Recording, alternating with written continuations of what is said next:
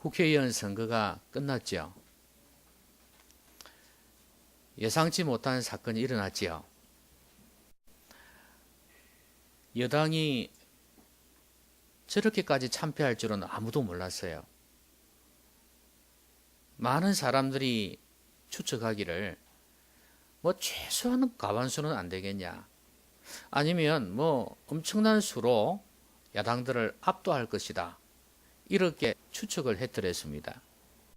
그런데 결과는 오히려 제1야당한테 자리를 내주고 말았습니다. 그러니까 이제 사람들이 한결같이 하는 말이 뭡니까? 여당은 너무 교만했다, 이거예요. 백성들의 소리를 우습게 여겼다는 거예요. 맞죠? 백성들의 소리를 우습게 여기고 한 번씩 이렇게 경고를 하고 그렇게 메시지를 보내는데도 불구하고 그 말을 듣지를 않아서요. 그러니까 결국엔 이들이 참패를 하게 된 것입니다. 아마 앞으로 대통령 선거가 있을 때도 그러지 않겠습니까? 어느 당이든 그럴 거예요. 백성들의 준엄한 경고의 메시지를 무시하면 그런 꼴이 난다 그 말이에요. 그런데 여러분, 이 경고를 무시하니까 이런 안 좋은 결과가 생기는데, 근데 우리의 삶 속에는요, 이런 정치 분야뿐만 아니라 다른 부분에 있어서도 이 경고의 메시지가 있어요. 몸이 이상하다? 몸이 찌뿌둥하다? 몸이 자꾸 피곤해? 벌써 이거는 뭔가 신호가 있다는 거죠. 그래서 흔히 이걸 두고 빨간불이라고 그래요. 적색경보라고 그러죠. 예, 그러니까 이게 하나의 경고등이에요. 당신 몸 좀 챙겨야 되겠습니다. 예? 너무 피곤한 걸 보면 몸에 뭔가 이상이 있는 것 같습니다. 간에 조금 무리가 간 것 같습니다. 뭐 이런 식으로 하나의 어떤 경고의 메시지가 된단 말이에요. 그런데 이 메시지를 무시했다간 어떻게 되겠어요? 나중에 큰 병이 되는 거예요. 무시하면 안 되는 거예요. 이 경고는 절대 무시할 게 아니에요. 분명히 뭔가를 알기 때문에 경고하는 거란 말이에요. 그런데 우리 하나님께서도요, 우리에게 경고를 하십니다. 왜 그렇게 하세요? 우리가 잘 되기를 원하시기 때문에. 여러분들이 자녀에게 경고해 주고 싶을 때가 있잖아요. 너 그렇게 살다간 인생 쫑 난다? 그렇게 경고할 때 있잖아요. 너 인생 그렇게 살지 마. 그렇게 경고하듯이, 부모가 자녀에게 경고하듯이, 그렇게 하나님께서는 우리를 사랑하시기 때문에 경고를 한다고 말이에요. 그러면 하나님께서 어떻게 경고하시는가? 오늘 말씀은 그래요. 선지자를 세워서 경고를 하세요. 에스겔이죠. 이 에스겔 선지자인데 이 사람을 통해서 에스겔에게도 경고하고요, 이스라엘 백성에게도 경고해요. 그런데 이제 그 경고를 어떻게 받아들이느냐에 따라서 완전히 결과가 달라진다는 거예요. 자, 근데 오늘 이 말씀은요, 우리에게도 주시는 경고가 돼요. 왜냐하면 하나님께서 이 사람을 통해서 기록하게 하시고 오늘 우리에게도, 이 당시 사람뿐만 아니라 오늘 우리에게도 말씀을 하시기 때문이에요. 자, 여러분 경고 듣기 싫죠, 그죠? 그냥 축복하는 말씀, 위로하는 말씀 들으면 괜찮겠는데 경고하면 마음이 무거워지는데요? 그런 생각이 들죠? 근데 듣기 싫은 소리, 경고는 좋은 소리는 아니거든요, 그렇죠? 듣기 싫은 소리란 말이에요. 근데 이 소리를 듣기 싫어하지만 들어야 될 때가 있어요. 안 들으면 안 돼요.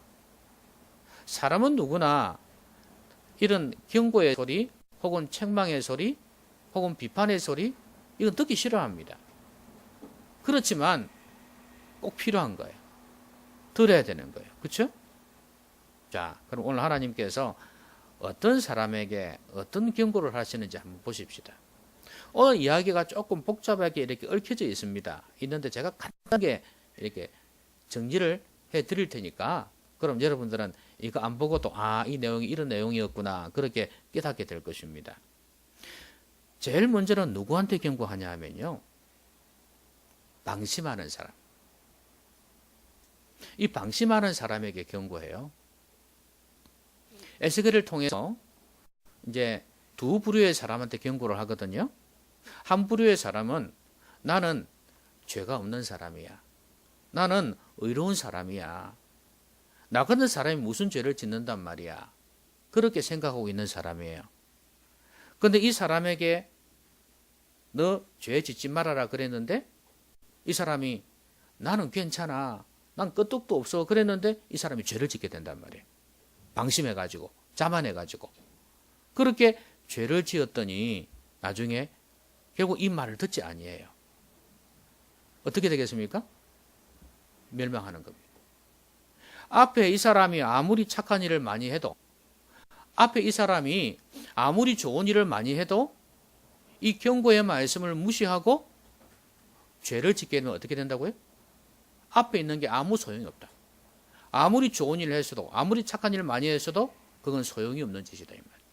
너는 지금 이 짓는 죄악으로 인해서 심판을 받을 줄 알아라 이렇게 말씀한단 말이죠. 흔히 그런 거 있지 않습니까? 교회 다니는 사람들이 그런 게 있거든요. 내가 하나님의 자녀인데 내가 예수 믿었는데 내가 이때까지 살아와도 뭐 남에게 큰 해를 끼치는 게 없는데 응? 내가 무슨 죄를 지었다고 내가 교회를 다니면서 착한 일도 많이 했지 않냐 헌금도 하고 교회 봉사도 많이 하고 많이 했지 않냐 나는 죄 지을 리가 없지 이렇게 생각하는 사람들이 많이 있다는 거예요. 이거는 교회를 다니지 않는 사람들도 마찬가지예요. 내가 무슨 죄를 지었단 말이야. 뭐 기독교인들 죄인이라고 그러는데 내가 무슨 죄를 지어서 에이, 나는 이때까지 살면서 법 없이도 살 사람이야. 에? 남에게 해를 끼친 적이 없어. 이렇게 생각하는 사람들이 있단 말이죠. 그런데 하나님의 메시지 앞에서 하나님의 말씀 앞에서는 의로운 사람이 아무도 없습니다. 하나님 뭐라고 말씀하셨습니까? 의인은 없나니 하나도 없다 그랬어요. 내 잣대를 가지고 내 기준을 가지고 딱 체크를 해보니까 죄가 없는 것 같은데 하나님의 기준을 가지고 딱 대니까 갖다 대니까 아예 나는 형편없는 죄인이더라 그 말이에요. 이렇게 자만하는 사람들이요 죄인 줄도 모르고 죄를 지어요. 하나님 지금 경고하십니다. 너 신앙 좋다고? 너 교회 오랫동안 다녔다고? 너 예수님을 잘 믿는다고? 내가 너에게 경고하마. 너 죄 지을 수 있다. 죄 짓지 말아라. 이렇게 하나님께서 경고하시는 거예요. 그런데 이 말씀을 듣고 난 뒤에 늘 조심하고 긴장을 하고 내가 죄를 지을 수도 있겠구나. 아니 지금 내가 이런저런 죄를 짓고 있구나 깨닫고 돌아서면 괜찮은데 계속해서 그 길로 나가버리면 충고도 무시하고 경고도 무시하고 그렇게 길을 닫아버리고 계속 그 길로 나가면 이 사람은 멸망을 당한다 그 말이에요. 아마 그때까지도 그럴 거야. 나는 괜찮아. 나는 의로워. 이렇게 생각할 거예요. 그렇죠? 그런데 하나님 앞에 서게 될 때 그날에 얼굴이 부끄러워서 들지를 못할 거예요. 여러분 우리가 우리 자신을 얼마나 안다고 생각하십니까? 잘 알 것 같은데 잘 모릅니다. 나는 내가 이렇다고 생각하는데 옆에 있는 사람들은 나를 그렇게 보지 않아요. 그렇죠? 여러분 우리를 잘 모릅니다. 하나님만큼 우리를 잘 아시는 분이 없어요. 그렇기 때문에 하나님 앞에서 이 경고의 말씀 혹시라도 내가 자만하고 있지 않는가 생각하면서 이 말씀을 마음에 새겨야 합니다.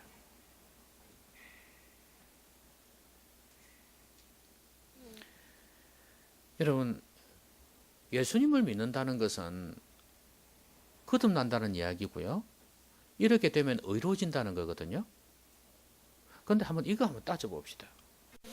제 아는 목사님이 책을 하나 읽고 이 말씀을 하셨어요.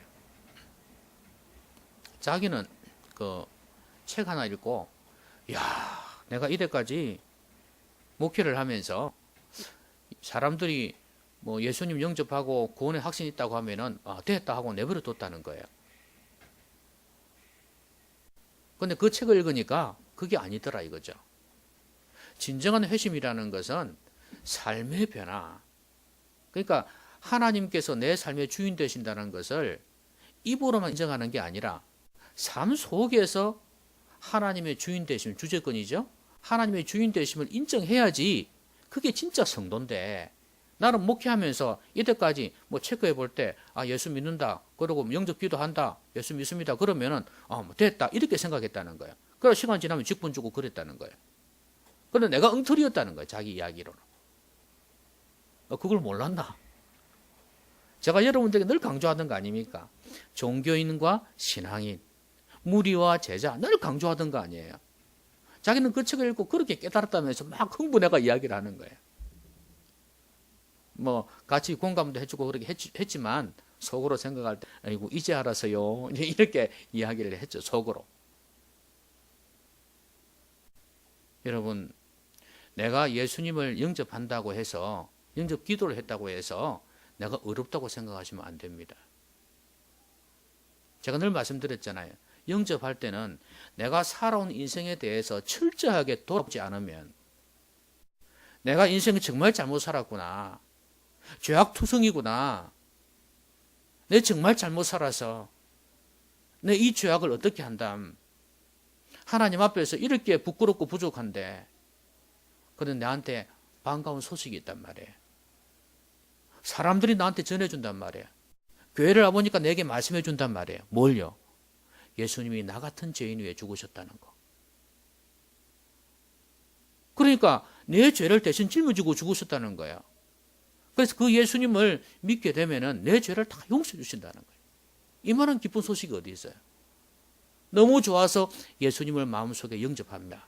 그리고 이제는 내가 주인이 되어서 이제까지 내 인생을 끌고 왔는데 도저히 소망이 없습니다. 난 이제 내 인생을 하나님 기뻐하신 대로 살아갈 자신이 없어요. 그러니까 하나님께서 내 삶의 주인 되어 주십시오.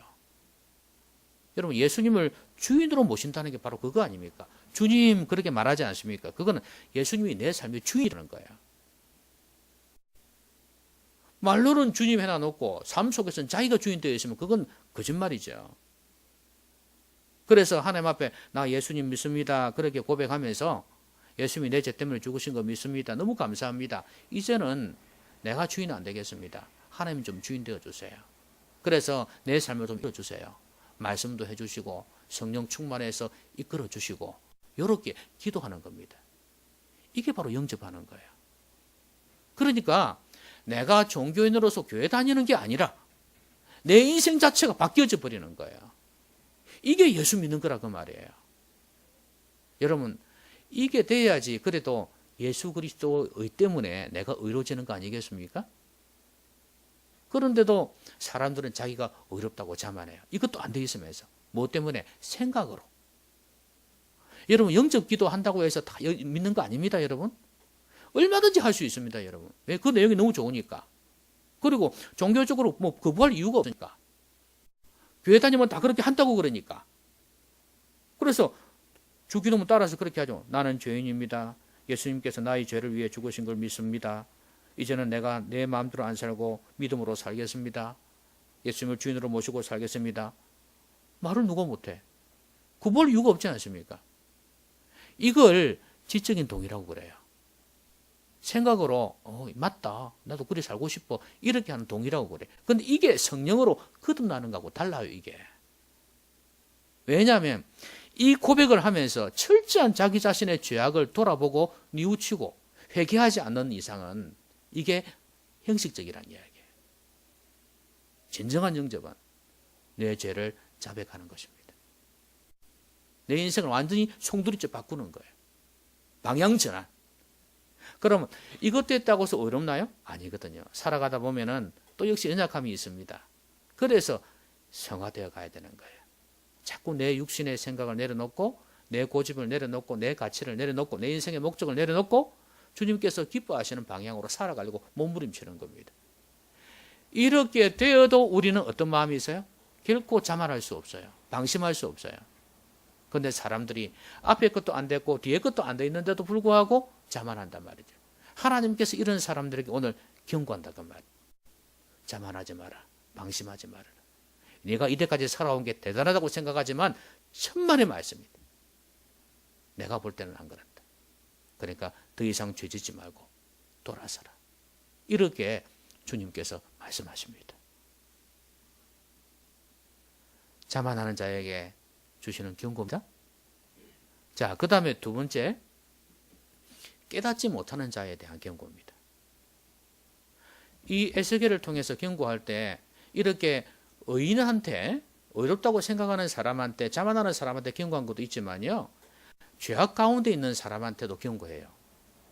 왜냐하면 네가 아무리 엄청난 죄악을 저질렀다 할지라도 거기에서 돌아서기만 한다면 내가 용서하마, 이렇게 말씀하시거든요. 에스겔의 메시지를 듣고 에스겔이 어떻게 이제 말씀을 전하냐 하면, 하나님 말씀을 대언하냐 하면 죄인들을 보고 말씀하는 거예요. 너 거기서 돌아서라 이거예요. 네가 옛날에 어떤 죄를 지었든지 간에 내가 용서해 주마. 그러면서 메시지를 던집니다. 경고의 메시지를 던지는 거예요. 근데 만약에 이 경고의 메시지를 받고 두 가지 반응이 있겠죠, 그죠? 하나는 그 말씀을 듣고 무슨 소리 이렇게 할 수도 있잖아요. 뭐 너는 잘났냐? 이런 식으로 에스겔에 대해서 삿대질을 하면서 대들 수도 있잖아요. 귀를 막아버릴 수 있단 말이에요. 거부할 수 있단 말이에요. 이런 사람이 있는가 하면 또 한 사람은 그 말씀을 듣고 맞다. 하나님, 제가 주께로 돌아갑니다. 제 이 엄청난 죄악들을 용서해 주시고 저를 하나님의 자녀로 삼아 주십시오. 이렇게 기도하는 사람도 있지 않겠어요? 바로 이거예요. 자기가 죄를 지으면서도 깨닫지 못하는 사람들이 있단 말이에요. 이게 두 번째 메시지가, 경고가 깨닫지 못하는 자들에 대한 경고예요. 자기 힘으로는 깨닫지 못해서요. 이게 죄악인 줄 몰랐어. 그래서 계속 죄를 짓고 살았던 거예요. 아마 세상에 안 믿는 사람들도 그럴 거예요. 교회 안 다니지 않는 사람들이 그럴 거예요. 아마 자신이 죄를 지으면서 죄인 줄 모를 거예요. 아까 말씀드린 대로 내가 무슨 죄를 지었어? 그렇게 생각한단 말이에요. 그런데 하나님께서 이들에게 말씀을 해주시는 거예요. 그럼 이 말씀을 듣고 깨달아서 돌이키면 이 사람은 구원을 받을 거다, 그 말이죠. 그런데 이 말씀을 깡그리 무시해버리면 이 사람은 멸망을 받는다는 거예요. 하나님이 지금 깨닫지 못하는 자, 여전히 죄를 짓고 있으면서도 깨닫지 못하는 자들에게 경고하시는 말씀이에요. 여러분, 우리는 스스로 깨닫지 못할 때가 많아요. 내가 지금 분명히 잘못된 삶을 살고 있음에도 불구하고, 하나님께서 기뻐하지 않는 삶을 살고 있음에도 불구하고 그걸 깨닫지 못할 때가 있어요. 옆에서 누가 잔소리를 하면 버럭 화를 낼 때도 있고, 왜 내가 어땠어? 이렇게 생각할 때 있단 말이죠. 그런데 하나님께서 오늘도 말씀하십니다. 너 그렇게 살지 말아라. 그 죄에서 돌이켜라. 그 게으름에서 돌이키고, 그 정욕에서 돌이키고, 그 무절제에서 돌이켜라.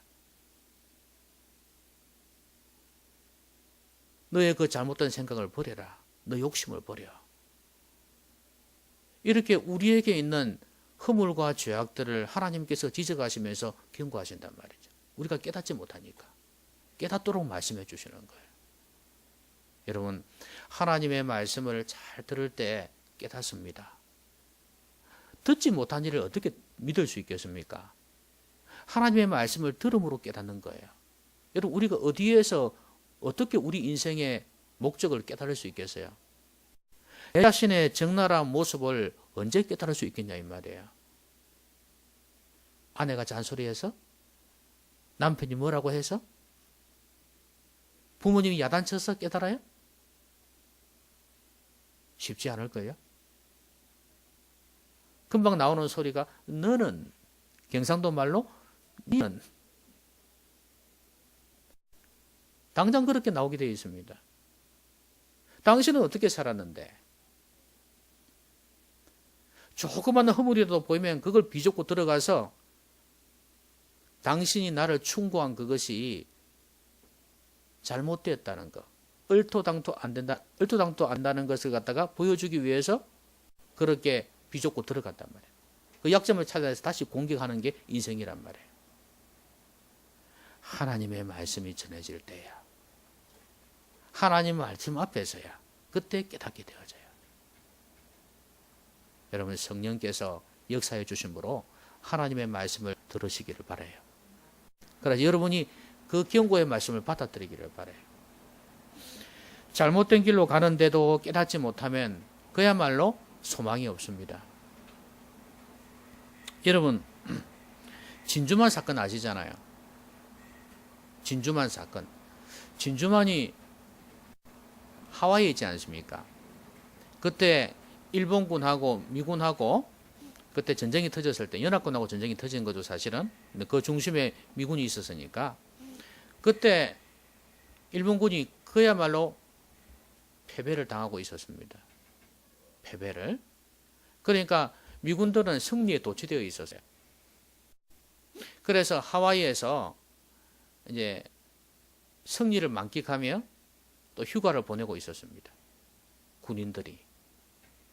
그런데 그때 그 일본군들이 몰래 이 진주만을 공습하기로 계획을 한 것입니다. 그래서 비행기를 띄우고 먼저 또 정탐을 보내기도 하고 이렇게 했지 않습니까? 근데 이 레이더에 뭔가 잡히는 게 있었어요. 그래서 그 미군이 그 한 사람이 경고를 한 겁니다. 큰일 났다. 이 전쟁 터지겠다. 이런 경고의 메시지를 보내세요. 그런데 이들이 이 경고의 메시지를 무시해 버렸습니다. 그때 그 소리를 듣고 딱 준비를 했더라면 피해를 안 당했을 건데 전혀 무방비 상태. 그래가지고 그 경고를 무시했지 않습니까? 그 다음에 일본 비행기가 막 대대적으로 몰려드는데 벌떼같이 몰려드는 완전히 초토화시켜버려. 거기에 있던 비행기며 군함이며 사람이며 할 것 없이 완전히 박살내버린 거예요. 엄청난 패배를 겪었습니다. 경고로 무시했기 때문입니다. 우리가 잘못된 길로 가는데도 그 경고를 받아들이지 않는다면 소망이 없습니다. 여러분 우리의 몸 하나 망가지는 거, 몸이 병이 드는 거 이거는 작은 것입니다. 우리 인생의 방향, 내가 인생을 어떻게 사느냐 하는 것은 더 큰 중요한 문제입니다. 여러분 인생을 살아와 보면서 그걸 느끼지 않습니까? 아, 지금 내 삶에 있어서 내 인생의 방향, 인생의 가치만큼 중요한 게 없구나. 그런 걸 느끼지 않습니까? 인생 살아보면 그런 거 느끼지 않나요? 옛날에는 이것저것에 막 그냥 빠지고 몰려들고 집착하고 그랬는데 살다 보니까 그게 중요한 게 아니더라. 내 인생을 어떻게 사느냐가 참 중요하다는 그런 생각이 안 들던가요?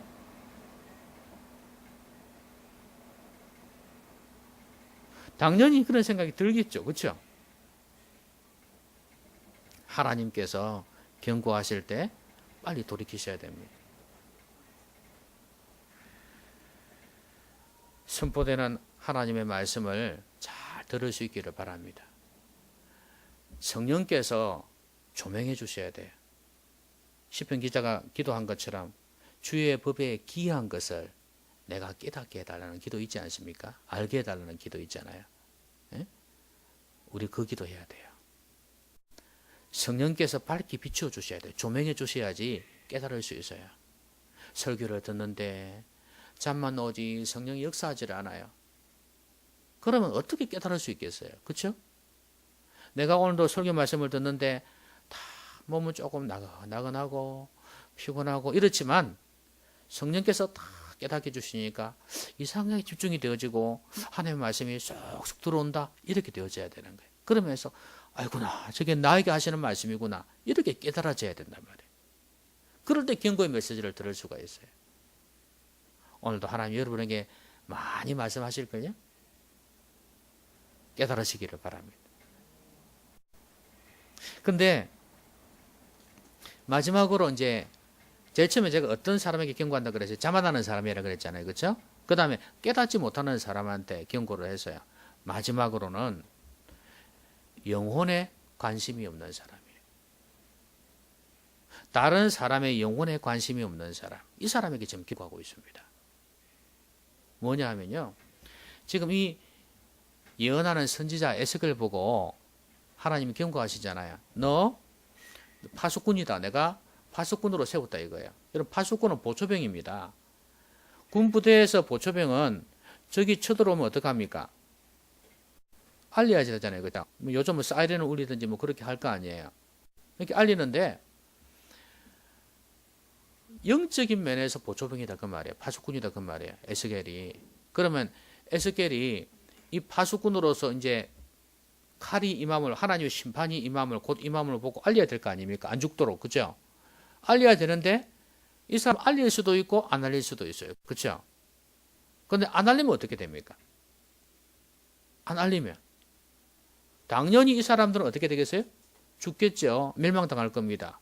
그러면 자신은, 알리지 않은 사람은 그 사람들의 피를 이 사람에게 찾겠다는 거예요. 너희 책임이다 이거죠. 너희 책임이야. 근데 반대로 이 사람이 알렸습니다. 큰일 났다, 큰일 났다. 이제 전쟁이 터졌다. 곧 죽을지도 몰라. 그러면서 피해라, 준비해라. 이렇게 경고의 메시지를 던졌습니다.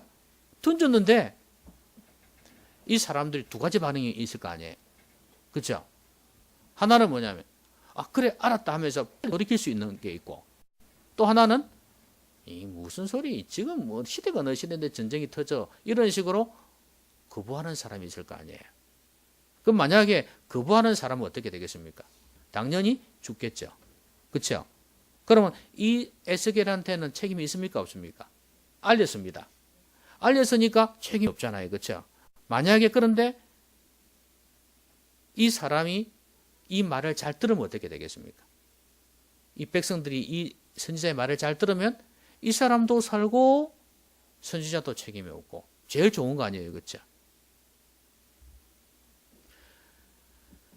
에스겔한테 너는 백성들에게, 이 영혼들에게 경고하라는 거예요. 피하라고. 죽음의 칼을 피하라고 경고하라는 겁니다. 너 안 하면 내가 책임지게 하겠다. 그러나 만약에 네가 했는데도 그들이 안 들으면 내가 책임 안 지우겠다, 그렇게 말씀하신 거예요. 결국은 여러분 이러나 저러나 한번 보세요. 결국은 이 사람이 메시지를 던지느냐, 경고의 메시지를 던지느냐 안 던지느냐에 따라서 그들이 죽고 사는 게 결판이 나겠지. 그죠? 뭐라 해도 안 하면 죽는 거고 하면 살 수도 있는 겁니다. 이건 뭐예요? 이 영혼들에게 관심을 가지라는 거예요. 이 영혼들이 죽음의 칼에 의해서 죽지 않도록 관심을 가지라는 거예요. 하나님 오늘 지금 이 선지자에게도 경고하는 게 바로 그거예요. 너가 만약에 아내가 죽으면 그 책임을, 그 핏값을 너에게 돌리겠다는 경고예요. 여러분 오늘 우리는 모두가 파수꾼입니다. 우리는 우리 주위에 지금 예수님을 믿지 않는 사람들 있지 않습니까? 이제는 죽음의 칼 앞에 있어요. 언제 죽을지 모르지 않습니까? 나이 드신 분들은 금방 죽을 수도 있고 젊은 사람은 오래 살 수도 있습니다만 언젠간 죽어요. 이 사람들에게 경고의 메시지를 던지라는 거예요. 너 인생 그렇게 살다간 죽는다. 예수님 믿어라. 너가 살 수 있는 길은 예수님 믿는 것밖에 없어. 왜? 우리의 죄악의 문제를 해결해 주시는 존재가 없지 않냐? 누가 우리의 죄 문제를 해결해 주겠냐? 예수님밖에는 없지 않냐? 예수님 믿어라. 그렇게 경고의 메시지를 던지라는 이야기예요. 근데 만약에 옆에 있는 사람인데도 불구하고 내가 아는 사람인데도 불구하고 그 메시지를 던지지 아니해서 이들이 지옥 간다면 그 책임을 너희들에게 묻겠다는 거 아닙니까? 여러분 우리를 왜 이 천간 땅에 보내주셨겠습니까? 왜 부산 땅에 살게 하시겠어요? 그 죽어가는 영혼들에게 복음 전하라고. 여러분 영혼에 관심이 있습니까? 여러분 주위의 영혼들이 죽어가는 걸 보고 얼마나 관심을 가지고 있냐 그 말이에요. 그들이 죽든 살든 관심 없어요. 나 혼자 잘 먹고 잘 살면 돼요. 뭐 내가 지금 내 코가 석잔데 지금. 응? 먹고 살기 바빠 죽겠는데. 여러분 나중에 하나님께서 물으십니다. 네 가족은 믿음이 제대로 있냐? 네 친구는? 네하고 친하게 지내는 이웃은 어떻게 할래? 하나님께서 지금 이렇게 물으십니다. 경고하세요. 여러분 그 영혼들의 복음 전하셔야 되지 않겠어요? 부상해서라도 복음 전해야 되지 않겠습니까? 그 사람들이 아무리 잘 산다고 해도 불쌍한 사람들 아니에요? 그걸 싸가지고 가겠습니까? 지고 가겠습니까? 이건희 회장이 돈 많다고 소문났지만 저 이제 나이가 들어가고 병석에 들어 누워 죽을 때 갖고 가겠어요? 불쌍한 인생이에요. 저 썩을 것 때문에 하나님을 가까이 하지도 못하고 살다가 간 거 아닙니까? 이 땅에서야 잘 누리겠지. 그러나 결국에는 그 모든 것들이 의미가 없는 것이 되어버리는 겁니다.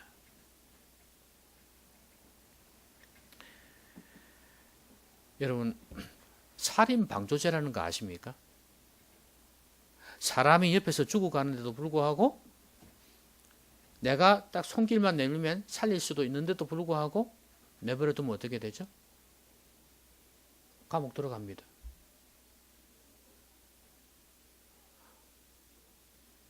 옆에서 또 누가 죽이는데 충분히 자기가 도울 수 있고 그로 인해서 살 수 있음에도 불구하고 안 도와줬다.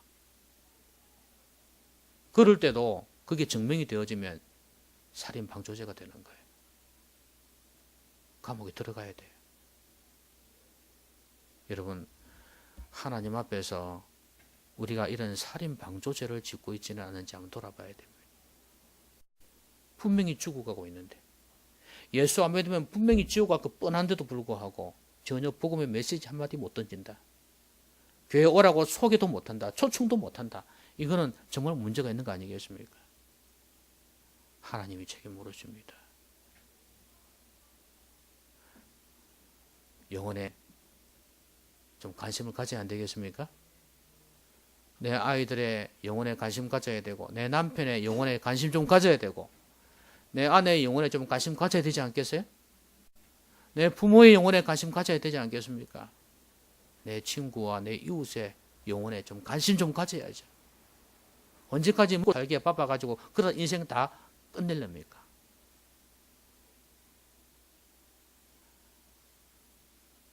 여러분 이제 좀 관계를 맺으면서 이 영혼에 관심을 두고 관계를 맺어보십시오. 여러분 주위에.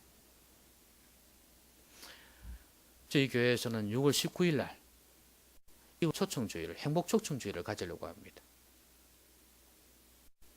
그래서 많이 이렇게 하려고 하는 게 아니라 그냥 우리의 삶 속에서 아는 사람들 어쨌든 이 영혼들을 주님께로 데리고 오려고 합니다. 여러분 지금부터 시간 많이 남았으니까 이제 한 사람 한 사람 그 영혼을 불쌍히 여기면서 기도하면서 관계 좀 맺어보세요.